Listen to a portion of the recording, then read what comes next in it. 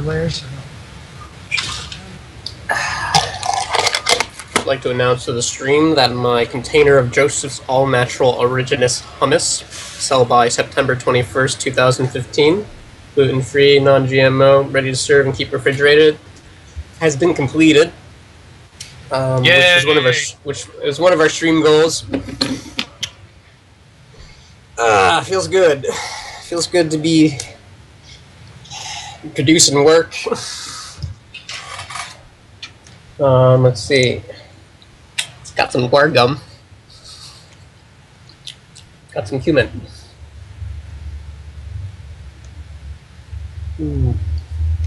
Yeah. How long can I make 13 people listen to me talk about a hummus container? Fairly long? I would think so. I mean, we've been talking about a lot of things. I think that you can find a way. You're a writer. You can find a way to make hummus interesting. Yeah, but I don't care about it. I don't care about hummus. Not really. I will actually do like hummus. And I like it something, like, there was a pretty interesting thing happening between a Palestinian and an Israeli chef. I don't know if it's still happening, but they were like trying to create some kind of peace between two sides by agreeing on like what the perfect kind of hummus would be. So they were like trying to like nudge at least like a little tiny cultural piece of the Middle East kind of thing. That's awesome. I guess I like it in that way. Also, it's tasty, but I don't really care about writing about hummus. So my writing will probably not be very good. Maybe that means I'm bad. I don't care. Rather do things that have a heart.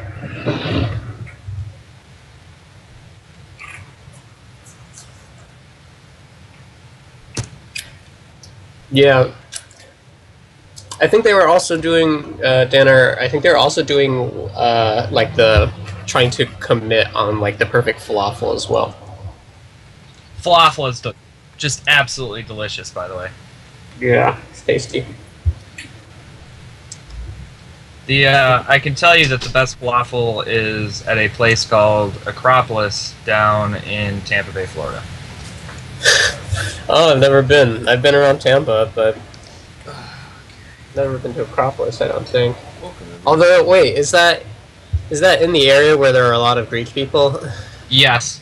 Okay, then I probably have been near there. I don't know if I've... Wait. Is it like blue inside there and it's like kind of a big hall? Yes. Oh, I've been in Acropolis. Okay, cool. I don't think I got that when I was there.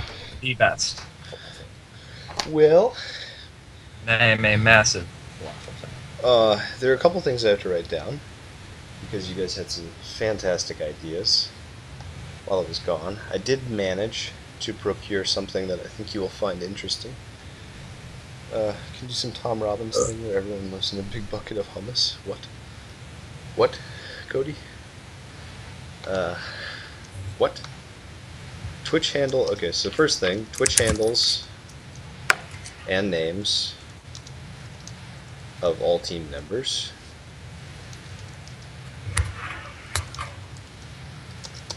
In the FAQ. Second thing, Cody does caricatures in the style of the game of each team member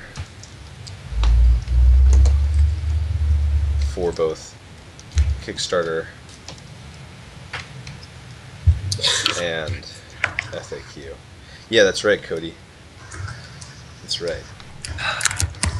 Still have to do that for me, but now we've expanded the project when you're done with all of your other assignments, which will be never. Anyway, Taylor, New York, established 1880 dry sherry. This is cooking sherry. It's not for consumption by mouth because it tastes horrendous. This alcohol is the alcohol which no one in my family is likely to ever want to drink. And because of that, I shall be the one to drink it. It's cooking oh, okay. It's cooking sherry. I'm just gonna let that go and let you do you. Thank you. And because it is cooking sherry, we have our fundamentally secure and sound Ouroboros Studios measuring shot glass. Kirby, please, Kirby, don't drink that. What's gonna happen if I drink this cooking sherry? It is dry sherry, so maybe it will suck all of the water out of me. I've had worse things than cooking sherry. Me too. I mean, It's actually not that bad. I mean, this is the fundamental college experience right here. I'm essentially drinking Franzia, but a little bit worse. This is natty. This is natty ice with more flavor, more or less. Well, it's got the color of beer or white wine. It's supposed to be red-ish. So I think that's the first indicator that we've made a mistake. Now, empirically speaking, oh, whoops, dropped a little. Tasting it, it tastes like the Holy Host, or as I remember it tasting in my youth.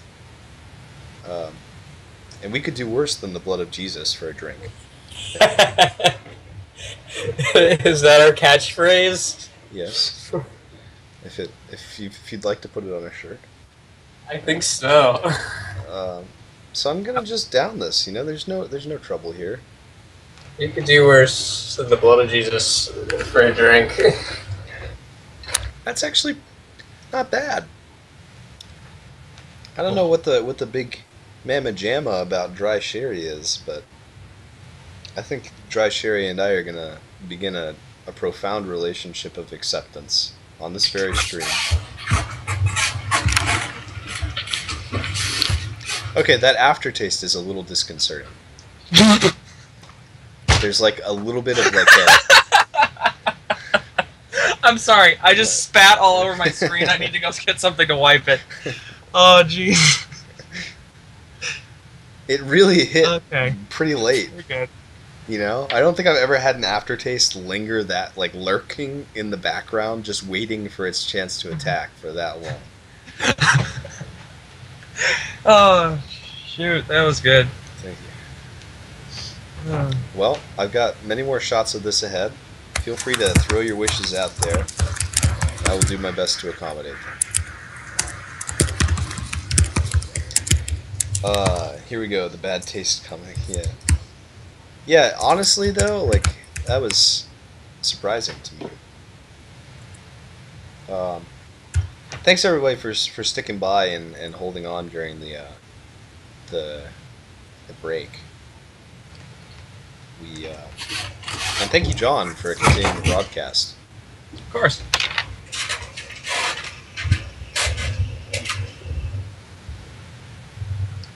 I wish for a beer fund for Curb Stomp. A beer fund? I wish I had some beer. I wish I had a beer fund. You know, we could use the money that that the beautiful FlameFoxx has been donating for our beer fund, but I think more likely we should actually donate those resources to the game itself. Okay. You know, because that's the actual thing we're working on, not the drinking of beer. But maybe it's time to switch gears and create a beer drinking fantasy game. Maybe it's time to become the first game development studio to be known for merchandise first. Merchandise first. Yeah, like first we produce a really tasty beer that's based off our game, and then people don't really buy our game; they just buy our beer. First we make the beer, then the t-shirts come, then the sloganizing and hashtags, and then Velcro shoes. Do you want me to get on the media stream with that? Because I can totally get on the whole marketing stream side of it and start pushing product. You know what, John? The cooking sherry inside of me says yes, but the Kirby part of the symbiote says no.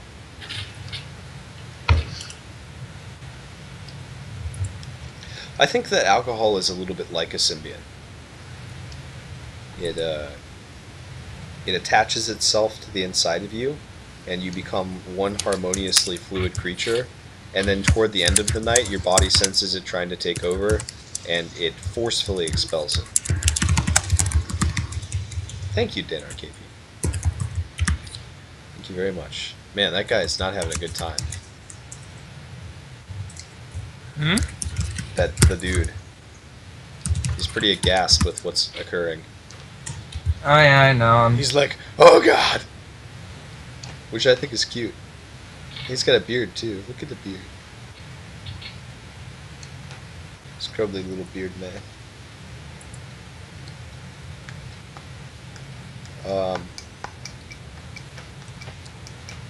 Okay, David. In West Philadelphia, born and raised. No spins. It's too early for the spins. That was John. great. John, what made you think of that? Because I had to actually rotate the canvas. Yeah. I do it every time. It's like really bad. But usually I do it in my head, so. You know. But here, you must emote. David. Yeah. I think it may be time to talk about the placement of things again. Okay. I'll talk about that for a while. I was working on Justice's thing, but... Yeah, Justice can wait. What do you want? We need, like, the information about what the places are is pertinent and good, but we can connect those thoughts better if we know which town is closest to Valley and about how far away you want it to be. Okay. Do you want to do that visually or just talk about it? Well, I can kind of... Here, let me share my Do you want me to switch off? Yeah, I'm going to share my screen real quick, John. Okay. Apologies. Oh, it's all good. So here's Valley in the top left.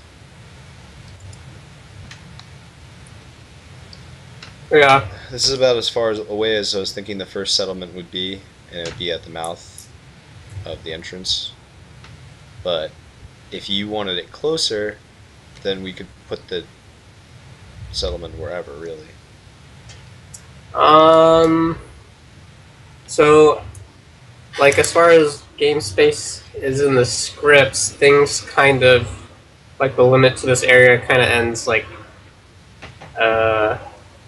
right at the bottom, but... Right here. Yeah, but, I mean, that doesn't really Doesn't limit mean us. anything, yeah. You wanted Valley to be the largest thing here. Yeah. Were you thinking that there's still a trade economy between Valley and the other places?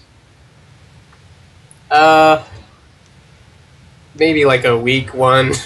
More like a donation economy or a stealing economy. Like So- trade and bartering when you can get there kind of thing, but I wouldn't...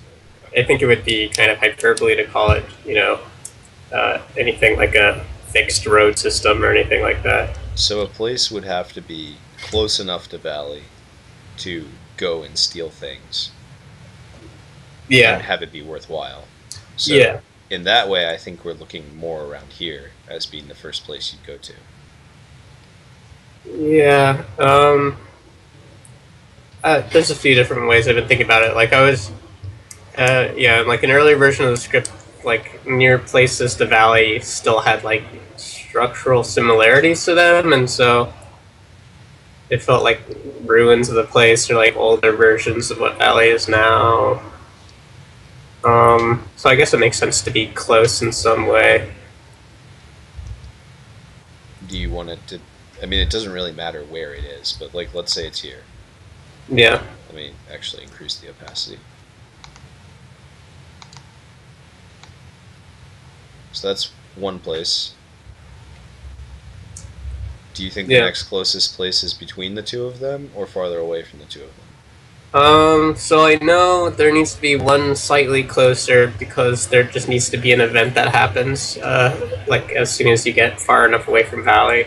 So That's here. less of a place and more like just a node for an E-zone thing. Alright, And so- then the next one I think would make sense being far away, not closer. So do you think that there's a path between here, here, and here? Or is it from here to here? Welcome back with your cucumber, FlameFoxx. How many cucumbers does FlameFoxx have? Many. Many cucumber My God. Indeed. Are you saying like a literal path or what the season would represent? We're looking at the design. Have you played FTL? No, I mean I've watched Let's Plays, but I've not played it. So you're familiar with how the map of FTL is node-based, and when you go to a place, if it's close enough, you can travel to the next location from one to another?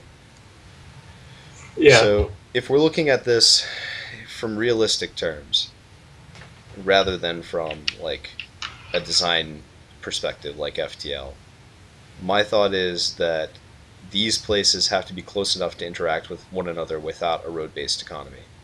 But does Valley have a route between one place and a route between the other place, or does Valley route through one place to the next place? Like, is this the middle point between these two places, or are they on an equilateral triangle of pathing? Well, the one closest is not like a. It's not a place. It's not really a place. It's like a meeting spot for you to decide it kind of thing. So it would be more like this. What? Line tool. Okay, so that's way too thick. Why is it? Line 1 pixel.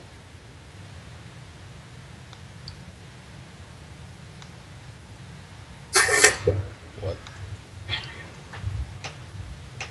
There we go. Yeah, that's better. So yeah, that makes more sense.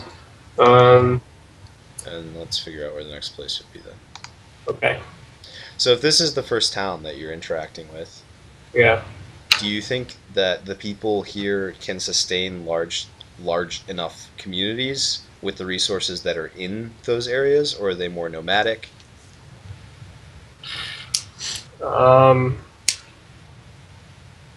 Like Valley is the place where almost all of the people in this area are congregating. Yeah. Like I said, I haven't worked too much on like who these people are or what they're doing, so I'm just making it up off the spot right now. Then let's make it up. Like, so yeah, we're making it up now.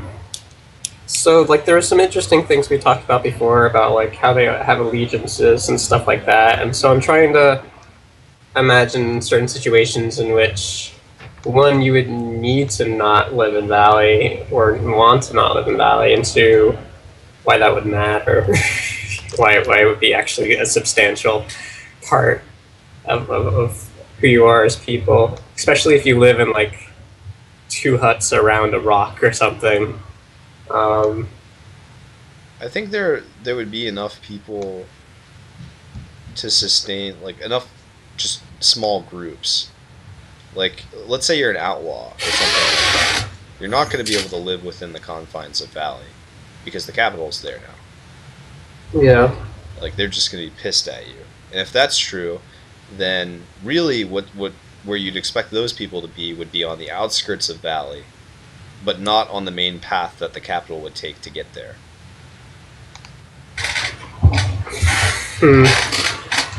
Yeah. So then it would look something like this.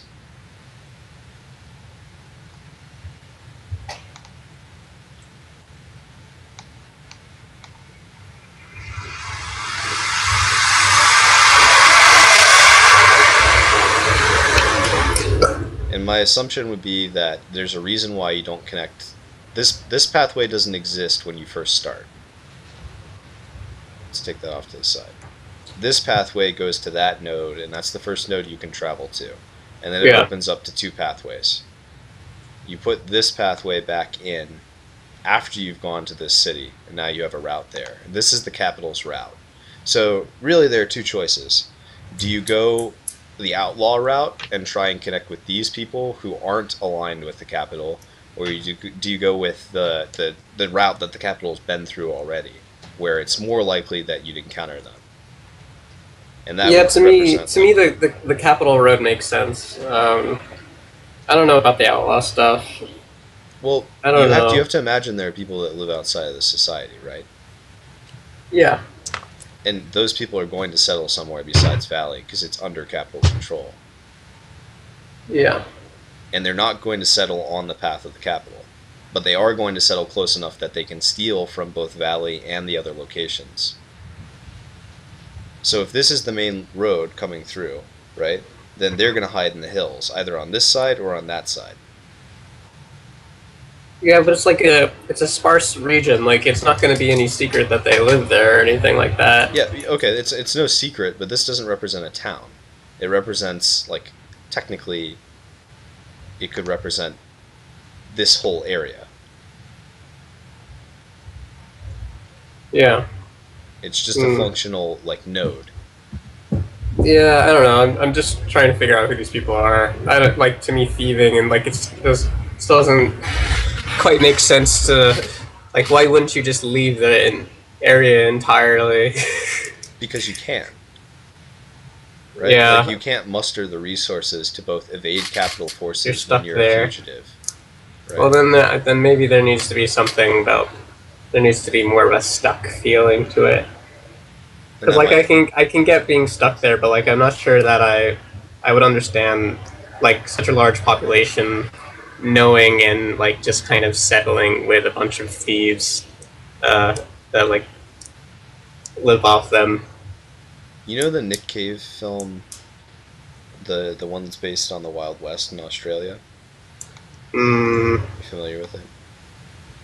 no. It's got I don't Guy think Pearce so. in it, and what's his face? The Danny Proposition. Houston. The Proposition. There you go, Cody. Cody knows it. The Proposition. It's a film in which Guy Pearce is part of a family of three brothers. There's the younger brother, who contributes almost nothing to the family, and is fairly weak and not self-sufficient. There's Guy Pearce's character, who is incredibly self-sufficient, but is also a caretaker and cares for his younger brother. And then there's their older brother, who is this, like, basically a land pirate. He's the outlaw, and he's the one who used to take care of both of them, but they didn't agree with how he handled things. His older brother goes off on his own and basically rapes and murders and pillages through settlements all around the main settlement where Guy Pearce's character gets captured. Guy Pearce's character is given an ultimatum, referring to the title of the film. He's offered a proposition. Either you bring your older brother back for us to kill him, or we kill your younger brother. What movie is this? The Proposition. It's written by Nick Cave. And it's worth seeing. I mean, it's not like a fantastic movie, but it's cool, and it feels a little bit like a storybook. But anyway, the point is that around these frontier towns, there were these outlaws that existed and had bases of operation. Like, they had to have an area to go back to hold the stuff that they were taking. They had to have, like, some small form of settlement. Now, they might have had multiple small settlements because they'd be chased frequently. But if outlaws such as these existed, and they were going to give you a means of escaping from the capital, they'd be the first ones that you would go to, then my guess is that these small settlements would be fairly hard to find unless you knew exactly where they were. And even if you found one or two of them, it wouldn't really matter, because there'd be a lot of them. And maybe even decoy settlements, depending on how smart these people were.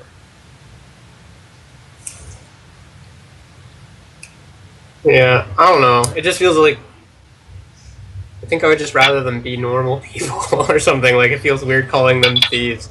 Like, I'm cool with them, some of them stealing shit, I guess.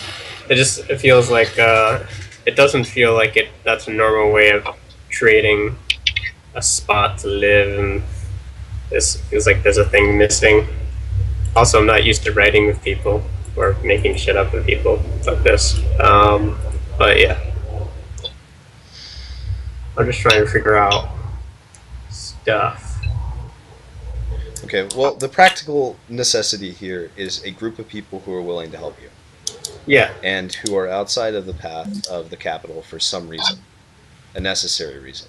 They have decided to diverge from the central path of trade and goods and go further and deeper into the mountainside. For whatever reason, these people avoided this main trail. If we can come up with another reason, I'm fine with going for it. To me, that's the most likely cause. Okay. Yeah, I'm cool that I think like I guess the question would be what would the capital prefer as a path, I guess, would be the first one. This path right here. One. Well, yeah, but like what would make sense as the capital has moved back and forth between this area? I'm not sure. In which way you mean that? Well, it's kind of like just a natural path that they've been riding back and forth on, and Okay, then the one that's drawn into the image that Cody made. Yeah. I think this path of least resistance is the one that they'd be taking every time. yeah, unless the people even in the hills dislike them, right? And then in that case, then it's somewhere off the path. And those could even be resistance fighters from Valley, probably. Yeah, it's all up in the air. But yeah, I think at least now it makes sense to put it in the path of least resistance. Yeah, I don't know. It's just more dynamic to put one on the road and one off the road. You have to have a reason for the player to go one route versus another route, and it has to be a meaningful reason. Do I take the path that gets me out faster, or do I take the safer path? Yeah, but our scenario is not even exactly about speed, right? It's about like how can I prevent the situation from totally destroying me because there's an army at my back and people Isn't that kind of about want to kill me or kind of want to help me surrounding me. isn't that about speed still though? Because if I have an army at my back, and Yeah. it's likely that I'm going to have an army coming at me from the front, then getting out as fast as possible is preferable. Now, there might be people who would harbor me and help me, but there's likely some reason that I'm trying to leave faster. Like, there's some impetus for me to get out. And if there's not, then we don't have anything motivating the player to move them forward. No, yeah, I think the motivation is to leave quickly, but I think at least last time we talked about this, the challenge is not the challenge. Like the tension will feel like, yeah, I need to leave as soon as possible, but in reality, the challenge makes you tread water and have to deal with all these different people and their allegiances in order to solve some kind of puzzle in order to escape. But you still have to have a visual indicator for that, right? The visual indicator for, like, let's say I'm a player and I'm thinking about this tactically. I start at Valley, I go to this point, and now I'm supposed to get to this boundary, the bottom boundary of the map, as quickly as possible. Ostensibly, that's what the story is telling me to do. If that's true, then the path of least resistance will be the one with the least amount of nodes.